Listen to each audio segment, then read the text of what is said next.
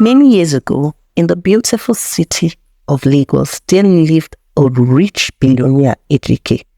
Ejike owned lots of filling stations round the globe. Ejike had acquired so much wealth right from a very young age. Most people knew the name Ejike Okonkwo, but they didn't know what Ejike looked like, as Ejike lived a very low profile. The only person they knew from the Okonkwo dynasty was Obi, who they felt was Ejike, but Obi was just Ejike's best friend and PA. Ejike was so happy with his lifestyle, as Obi helped him to attend all the necessary events he had to attend. And he also felt that living a quiet life prevented girls from always being around him. But one certain day, his mother called him, and to his greatest surprise, his mother made beautiful platter for him. And when he was done eating, his mother broke the heart-breaking news to him. She told Ejike, "My son, I am here to tell you about a terminal illness which is eating me slowly." Ejike started crying. He couldn't just believe what was coming out from his mother's mouth. How come? How long? How come you're just telling me now? And his mother told him, "I'm very sorry. I thought it's something I could handle, but my doctor just told me that I have less than 6 months to live." And she looked at Ejike, who was already crying seriously, and told him, "My dearest son, I don't want anything from you. All I just need from you is for you to find someone you love and someone who is going to love you for who you are. One thing you should know is that true love is never going to be easy to find. But if you put your heart into it, you're going to virtually get someone who loves you for who you are." Ejike looked at his mother with tears in his eyes and told her, "Mama, I promise to bring a woman home for you." She looked at her son and told her, "Please do not think about this.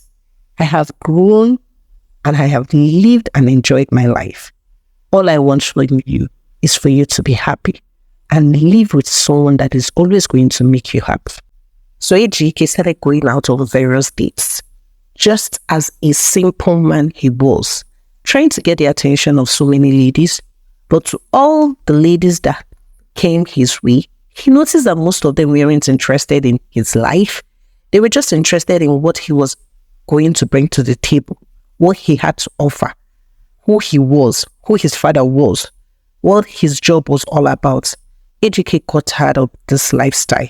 He couldn't just imagine the type of way people think about life. It wasn't longer more about the relationship. It wasn't how do we see this relationship, your long-term goals, your short-term goals. It was more about wealth, the people you know, your cycle. Ejike couldn't just fit him into that world. And one day he opened up to his friend, Obi, and told Obi that he needed to get a true love, someone that was going to love him for who he really was, and someone who was going to genuinely live a polite and quiet life. He didn't want someone that was going to always be all about. He just wanted someone that was calm. And Obi told him, "In this world we live, this current world, all the girls I know are all about what they want, their lifestyle, the latest hair, the latest phone. It's not going to be easy to get someone who you feel is down to earth. But you could just give it a try. You could just go to the mechanic workshop and try and see if someone was going to be of your taste." Ejike asked Obi, "I don't get, how is going to a mechanic workshop going to get me a very calm girl?" Obi told him, "If you want to get someone who is ordinary, you have to go to an ordinary place. You can't be in a high-profile environment and you're looking for someone who is ordinary. From the direction you're coming from, you want someone who is just plain, someone who is learned but isn't boastful. So you have to go to an environment where you're going to see such." So Ejike decided to give it a thought. Yes, going to the mechanic workshop might help or might not. But at the same time, there's no harm in trying. it was better to go, and if it doesn't work out, then he'll look for another way, rather than not going and regretting it much later. So Ejike decided that he was going to go to the mechanic workshop and see for himself if he was going to be able to get someone that genuinely loved him for who he was. So after 2 days, Ejike and Obi went to the mechanic workshop. It was the newest mechanic workshop they had just opened, which was located in a very local part of Lagos. The head of the mechanic workshop was Mr. Shola. When Ejike and Obi got to the mechanic workshop, Obi introduced Ejike to Mr. Shola as Elle, and Mr. Shola welcomed him well with a very good heart and open heart. And after Obi had gone, Mr. Shola called other workers in the mechanic workshop and introduced Elle to them. Mr. Shola told them, "Meet our new worker. His name is Elle." Some boys looked at him in a very funny way and did not say anything. Much later, when they had returned back to their duties, Ejike overheard them making mockery of him. And one of the boys summed up the courage and asked him, "If you know the boss, how come you're working here as a mechanic? Why didn't he make you a manager or place you in a better place? Why a mechanic workshop?" Ejike looked at him and said, "My dear, if you want to be a good manager or a good leader, you have to start from the bottom. In order to be a good manager, I should be able to know the job, to be able to manage other people, right?" No one answered him. They all returned to what they were doing, looking at him in a very funny way here. So he thinks he's holy as thou, holy mage. My dear, sufferhead never do harm. He has not suffered before. If not, he would have known that in this world, if you know a rich person, he gets to help you and not to place you at the bottom. As the days went by, Linda, one of their regular customers, who always came to the mechanic workshop to fix her cars and that of her parents, visited that day. I was so shocked to see a new face, and she quickly asked Mr. Shola, "Who is this new boy?" Though she was admiring Ejike's look. And Mr. Shola told her, "He's our new mechanic. He just joined us not too long." To which Mr. Shola introduced Linda to Ejike and also told Ejike, "Please, she is our regular. Treat her with utmost respect. Do not neglect any of her duties. Did you hear me?" To which Ejike said, "Yes, sir." Over time, Linda always visited the shop, even when her vehicle wasn't bad. She just wanted to have a word with Ejike. Though Ejike wasn't really comfortable with her presence, as he had always heard the boys say that Linda wasn't the type to always visit the shop. Most times, she called the mechanic to come pick up her car from her house. So how come she's visiting the shop all of a sudden? Unknown to them, one of her close friend and paddy, Ayo, had already tipped her that Ejike was connected to the head, being Ejike Okonkwo. But they never knew that the Ejike Okonkwo they were talking about was the one working in the mechanic workshop with them.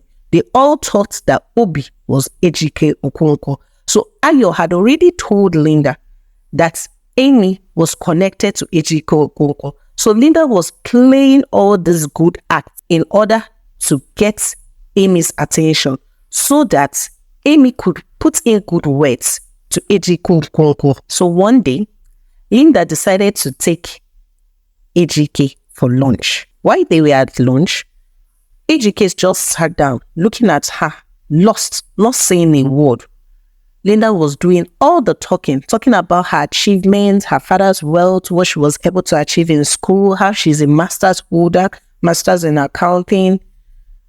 Ejike was just looking at her, and in his mind, he was asking himself, why is she giving me her portfolio? Why is she telling me about herself when I haven't even asked her anything? Linda was doing all this so that Ejike could at least put in good words for her when he meets Obi, who she thought was the CEO.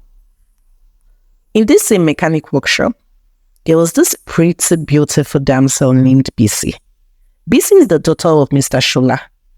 Bisi is an engineer and was done with the university, but due to lack of work, she had to come to the mechanic workshop to help out whenever she was free. But her father only paid her the days she comes to work, as Mr. Shola was a very fair person and hates to cheat anybody. And that was something Ejike really admired about him. He was a very truthful person. He would never lie about something and very straightforward at that. Bisi was a very hard-working, diligent girl. Ejike was always surprised to see her in a mechanic workshop, the way she was ready to lift up heavy things, fix a car and fix it appropriately well. Ejike observed Bisi over a period of time and loved her perseverance. Not many females were willing to work in a mechanic workshop at that time. They all preferred the baby girl lifestyle. Bisi was ready to get her hands dirty in all ways. All that mattered to her gets the job done. Linda took it upon herself to start getting lunch for the mechanics in the workshop, as she really wanted to get Ejike to speak good things to Obi, who she thought was Ejike Ogunko. So she made it a point of duty to always get lunch for them, taking care of them, never ever asking any of them to pick up her car. She did the picking and bringing up by herself.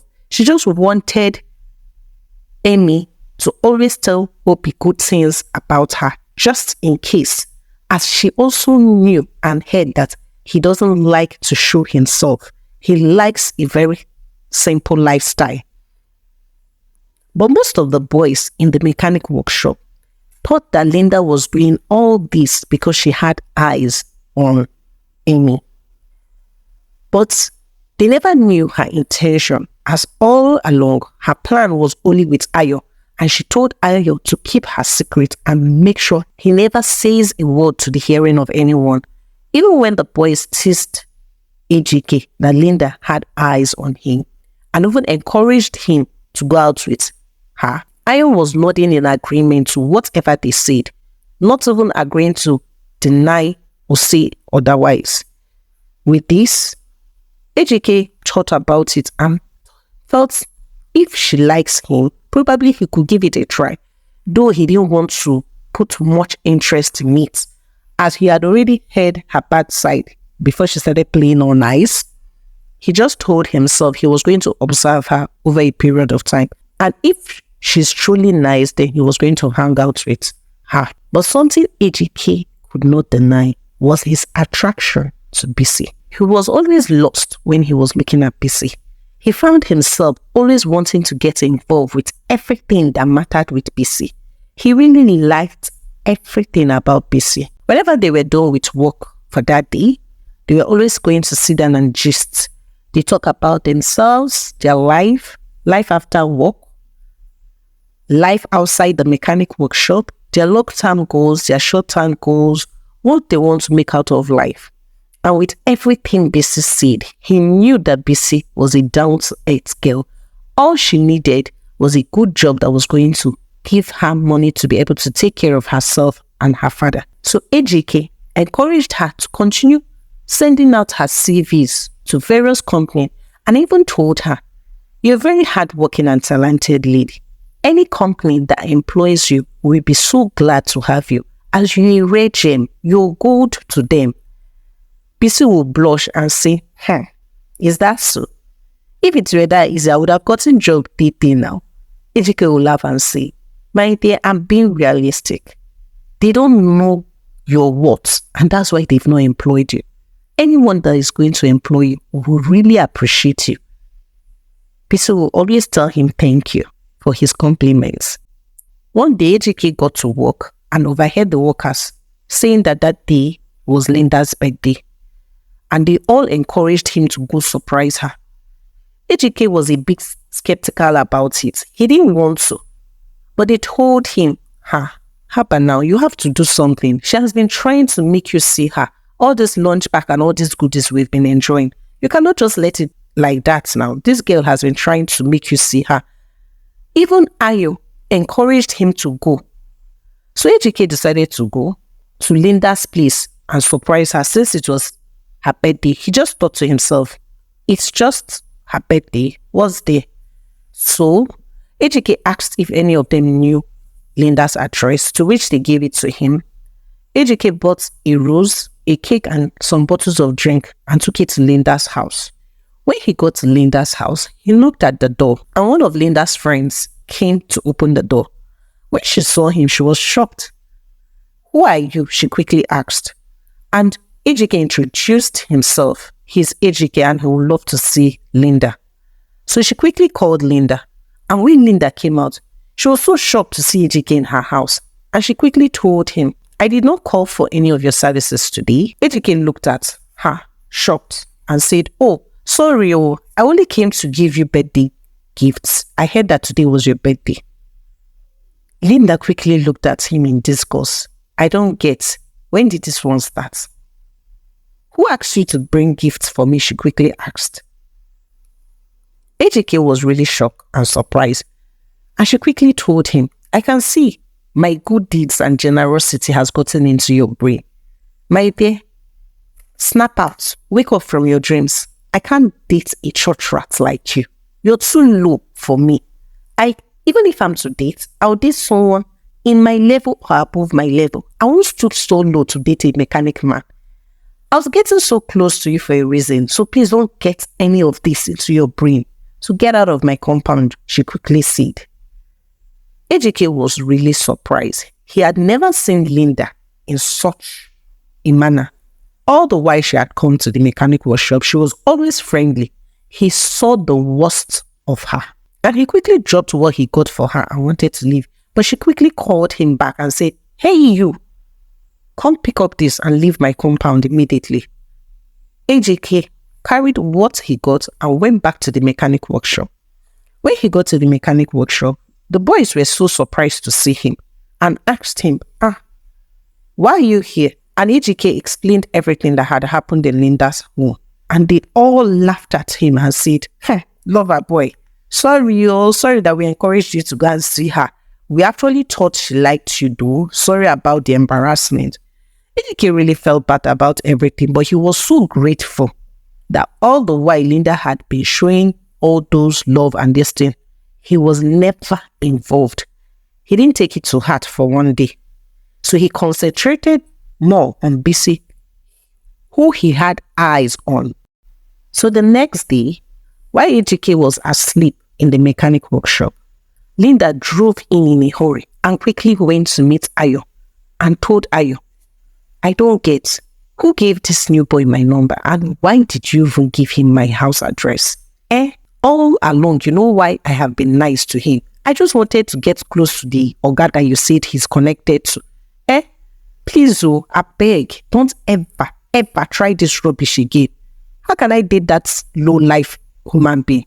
Please don't ever try it. Ejike heard everything and quickly drew a line between them. And he now knew Linda's ulterior motive. All along, all she was doing was to get to Obi, who she thought was the boss. So one day, Ejike told her of a new job opening and convinced her to apply. Bisi didn't want to apply for the job as she was too scared not to get any feedback from the company. But Ejike told her, if you keep giving up even before you start the journey, how are you going to continue? This is a labor market. Sometimes you just have to keep trying, even when they are not giving you any feedback. Summoned the courage and applied for the job. Meanwhile, Ejike had called Obi to give her the job, as the job opening Ejike was talking about was for his own company. So 2 days down the line, went for an interview, and after the interview, she passed excellently well, not just in the theoretical aspect, but in the handwritten aspect. After the interview, Bisi was given an offer letter and she went back home. On getting to the mechanic workshop, she shared the good news with her father, Mr. Shola. Mr. Shola was so excited that his daughter had finally gotten a job after 5 years of looking for a job. He was really glad. He was so happy for her. While they were still talking, Ejike entered the shop with some appliances on his hand. He had just finished working on a car. And Bisi quickly told him about the interview she had gone for and asked him if the company had gotten back to him. To which Ejike said no, the company hadn't gotten back to him. Bisi really felt bad as she thought to herself that she had taken Ejike's slot. But Ejike told her, no, you did not take my slot. The job is for you, and that's why the company chose you. You don't have to feel bad about it. Bisi was still looking a bit down. Ejike told her, okay, if you want to make it up, buy me lunch with your first salary. And Bisi said, no problem. That's not a big deal. I can afford it now. They both laughed and they hugged themselves tightly.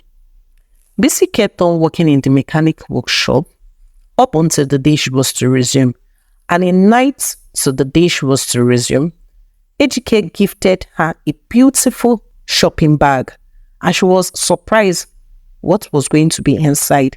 And to her greatest surprise, when she got home and opened the shopping bag, it was a luxurious gown, shoe and bag, wishing her well on her first day in the office. Bisi was so excited. She was so glad. She didn't even know that Ejike was so thoughtful. She never believed that Ejike was going to do this. But immediately she asked herself, this cost a lot though. Hope he had not used all his salary to get this for me. But she was so grateful. She told herself she was going to put this on the next day. I'll go to the mechanic workshop to show Ejike so that Ejike could see that she really appreciates his gifts to her. So after the close of work for that day, Bisi came to the mechanic workshop properly dressed with everything Ejike had gifted her. And after she was done talking to her dad, who was surprised that she came to the mechanic workshop, and he quickly asked her, are you not tired? But she smiled and said no. And Mr. Shola asked her, so you've started falling for this Omoyipo? Bisi said, Daddy, I don't know what you're saying. No. Mr. Shola said, I know. I've been seeing the way both of you. Okay, well, I don't have anything to say. Bisi quickly located where Ejike was sitting down and pressing his phone. Ejike noticed that she wore everything he had gifted her and he was so excited. And he quickly went up to her and asked her how was work for that day. Bisi explained everything and how it was a bit boring as she had to sit down for a long while. But in the mechanic workshop, she always had to do something. Ejike told her, it's your first day. Very soon they'll choke you with work, then you will now wish that you were in the mechanic workshop. They both laughed about it and Bisi went home. But as the days went by, Bisi always came to the mechanic workshop, always having to spend time with Ejike when she was done from work. They enjoyed each other's company. They talked about a lot, talked about how they were going to make money. After Bisi had received her first salary, she was so excited. She quickly went to a beautiful shop and got her father a gift.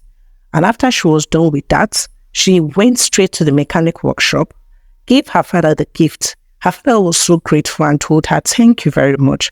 So Bisi located where Ejike was sitting down and quickly told him, you know, I'm always busy in the afternoon and I might not be able to take you for lunch as planned. Why don't we go for dinner? To which Ejike accepted and followed her for dinner. Bisi took him to a very beautiful restaurant. At first, Ejike was shocked and told her, do you want to finish your salary on one day? But Bisi said no. The salary is quite huge and it won't finish in one day. Ejike was so grateful. While they ate, Ejike just kept on admiring Bisi. Bisi looked at him and blushed, and Ejike told her, I hope one day you're going to get to see the true me. You're going to get to know how I feel about you. And she told him, no problem. Till then, Ejike also told her, don't worry, when I also get a job, I'm going to make sure I buy you beautiful meals like this. Bisi and Ejike always kept in touch, talking about their life, talking about what they really felt about each other, talking about life when they make money and how life was going to be for them. But as the days went by, one day Bisi came to the mechanic workshop and could not find Ejike. And she was so surprised, and she quickly asked her father about Ejike, to which her father told her that no one had seen or heard from Ejike. And she was shocked as she had spoken to Ejike that morning, and he never made mention of not coming to the mechanic workshop that day. She was really, really surprised. So she brought out her phone from her bag and quickly started dialing his number, but his line was currently switched off. Bisi kept on dialing the number till she slept off. She was really, really surprised as Ejike never made mention of not coming to the workshop. On the other hand, Ejike heard his mom was rushed to the clinic and quickly went to the clinic to be by his mother's side, and he really wanted to stay with her up until she was stabilized. The moment his mother got herself, he made up his mind not to return to the mechanic workshop, as he really wanted to be by his mother's side during her last days, and looking for true love wasn't more important to him like being close to his mother. So he made up his mind that the next day he was going to return back to the mechanic workshop to tell Mr. Shola that he wasn't coming again and he had gotten a new work. So Ejike went to the mechanic workshop to tell Mr. Shola that he wasn't coming. While he was bidding Mr. Shola and the other boys goodbye, Mr. Shola quickly called Bisi and informed her that Ejike was there. Bisi ran as fast as her legs could carry her, as she hadn't heard from Ejike or seen Ejike for 2 good days. And the moment she got to the mechanic workshop, she quickly hugged him so tight and asked him, "Where have you been? What happened to you? How come your phone was off?" Ejike smiled and said, "So many questions to answer. Don't worry. If you could follow me home this night, I promise to explain everything to you. But right now, I'm in a hurry." Bisi accepted and followed Ejike immediately. When they got to a beautiful white mansion, Bisi asked if that was his house. And Ejike said, "Yes, this is my family house and we are here to stay with my mom." The moment they entered the family house, in front of his mom, Ejike went down on one knee and proposed to Bisi, and Bisi accepted. She quickly said yes, stood up and gave him a big hug. Ejike's mom was so excited that Ejike had found someone he truly loved and someone who loved him. The next day, when Bisi woke up, to her greatest surprise, she saw maids waiting for her with different clothes that she could try on for work. And she was shocked. So he was this rich and he kept a low profile. Wow, she thought to herself. But the most surprising of them all was when Obi entered into the living room while they were having breakfast and greeted Ejike, "Good morning, sir." Bisi fainted in shock. And after she was stabilized, Ejike sat her down and explained everything to her and told her his reasons for doing everything. She totally understood his reasons, but she was really surprised that Ejike could actually live like a poor person without being suspected. So they went to work, living their life normal. Ejike asked for Bisi's hands in marriage from Mr. Shola. Mr. Shola gave his blessings, knowing fully well that his daughter really loved Ejike, even without knowing who he truly was. Mr. Shola was also rewarded for his kindness and generosity and his total devotion to the mechanic workshop. One day, Linda came to the mechanic workshop to fix her car, and Ayo broke the sad news to her and told her, "That man you rejected and mocked and called little was actually the CEO, the billionaire, the Ejike that you've always wanted to date." And she was shocked. "You don't mean it here." So why did he have to pretend to be a poor person? Do rich people want to always do that to find someone they love? I don't think that's necessary. If you're rich, you remain rich. You don't have to go down to find love. Though deep down, Linda regretted her actions, but she didn't want to show it to Ayo. When she entered her car, she wished in her heart that she had treated him better. Probably she would have been the one now getting married to Ejike. As the days went by, Ejike and Bisi got married. His mom was so happy for him, so grateful that he had a companion, someone that could always be by his side when she's no longer around. Even though his mom was not around to witness the birth of her first grandchild, Ejike was really excited that Bisi brought him nothing but peace. Bisi brought him nothing but joy. His family was at peace, and he lived the life he always wished and dreamed of. Thank you very much for listening to the story of the day. It's your favorite storyteller, Zika. Please do not forget to support us by liking, subscribing, turning on the notification bell, sharing our stories to your loved ones. Till we meet again in our next. Bye for now.